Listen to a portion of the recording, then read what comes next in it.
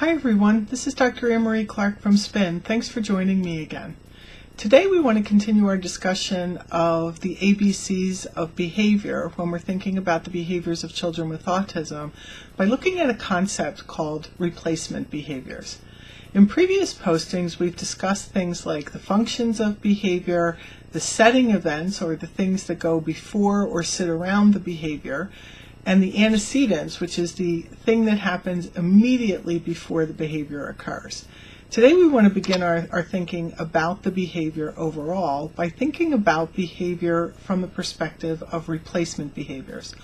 Oftentimes children don't understand or don't have the skill to demonstrate the behavior that we're asking them, and sometimes, unfortunately, adults in the world assume that the child has the skill to demonstrate it. So, for example, when perhaps a parent asks a child to clean up his or her room.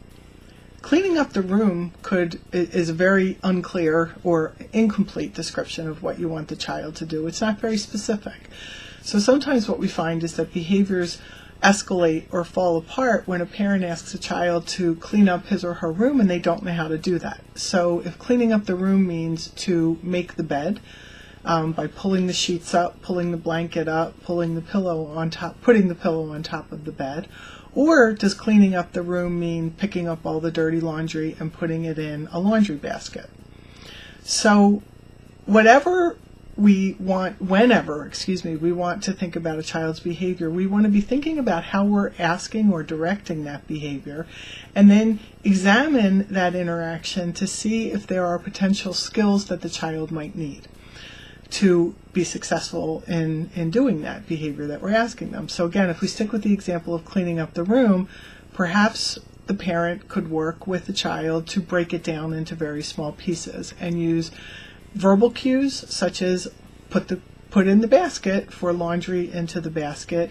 Also demonstrate that, work alongside that with the child, and do what we call directed teaching of the replacement behavior to help the child truly understand more of what we're asking of them.